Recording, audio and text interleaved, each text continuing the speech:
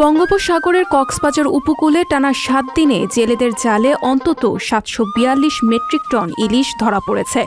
তবে এতেও স্থানীয় বাজারে ইলিশের সংকট কাটেনি, ফলে এখনও বেশি দামে ইলিশ কিনতে হচ্ছে ক্রেতাদের। সূত্র অনুযায়ী ইলিশের রপ্তানি ও বৈরী আবহাওয়ার প্রভাবে এখনও চড়া দামে ইলিশ খেতে হচ্ছে সাধারণ মানুষের। কক্সবাজার মৎস্য বিভাগ জানায়, টানা ৭ দিনে কক্সবাজার উপকূল থেকে ৩৭১১ মেট্রিক টন সামুদ্রিক মাছ আহরণ করা হয়। এর মধ্যে ইলিশে ছিল ৭৪২ মেট্রিক টন। চলতি বছর ইলিশ আহরণের লক্ষ্যমাত্রা নির্ধারণ করা হয়েছে ৪০,০০০ মেট্রিক টন। কক্সবাজারে পাইকারি ইলিশ বেচা বিক্রির সর্ববৃহৎ বাজার ফিশারি ঘাটের মৎস্য অবতরণ কেন্দ্রে সরেজমিনে পরিদর্শন করে দেখা যায়, বেলা ১২টা পর্যন্ত এখান থেকে প্রায় ১০ মেট্রিক টন ইলিশ কিনে রপ্তানির উদ্দেশ্যে ঢাকায় সরবরাহের ব্যবস্থা করেছেন কয়েকজন ব্যবসায়ী। মৎস্য অবতরণ কেন্দ্রে পাইকারিতে ১ কেজি থেকে ২ কেজি ওজনের ইলিশ বিক্রি করতে দেখা যায় ১৬০০ থেকে ১৮০০ টাকায়। পাশাপাশি ৭০০-৮০০ গ্রাম ওজনের ইলিশ মাছের কেজি বিক্রি হচ্ছে ৯০০ থেকে ১১০০ টাকায় এবং ৫০০-৬০০ গ্রাম ওজনের ইলিশের কেজি বিক্রি হচ্ছে ৭০০ থেকে ৭৫০ টাকায়। শহরের বিভিন্ন হাট বাজার ঘুরে দেখা গেছে, খুচরা পর্যায়ে প্রতি কেজি ইলিশ মাছ পাইকারি মূল্যের চেয়ে ২০০ থেকে ৫০০ টাকা বেশিতে বিক্রি হচ্ছে।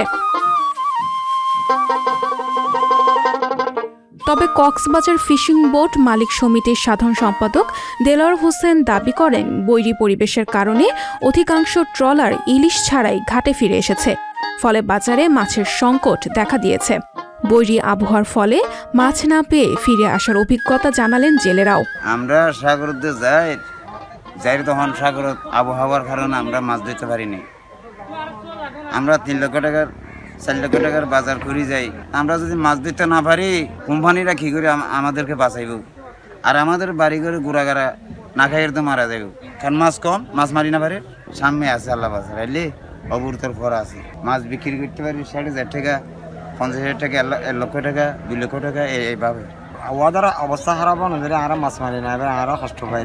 এখন তো অক্টোবর মাস পর্যন্ত থাকবে। এতে আমরা ৩ লাখ টাকা বাজার করে সাগরে গেছি, ১ লাখ টাকা মাছ বেচছি, আর ২ লাখ টাকা বাঁধছি খেয়ে ৫০,০০০ টাকাও বেচছে। তা আমরা তো মোটামুটি কোনো রকম ১.৫ লাখ টাকা বেচছিল, আর ১.৫ লাখ টাকা গা ভাঙছি, আবার ট্রলার বাইর করে দিতে। খুচরা বাজারে ইলিশের চড়া দামের বিষয়ে জানতে চাইলে জেলা মৎস্য কর্মকর্তা মোহাম্মদ বদরুজ্জামান বলেন, আগে চোরাই পথে ইলিশ বিভিন্ন দেশে পাচার হয়ে যেত, এখন ইলিশ রপ্তানি হচ্ছে। তাতে ট্রলার মালিক ও জেলেরা ইলিশের ন্যায্য মূল্য পাচ্ছেন। এর প্রভাবে খুচরা বাজারে চড়া দামে কিনতে হচ্ছে ইলিশ।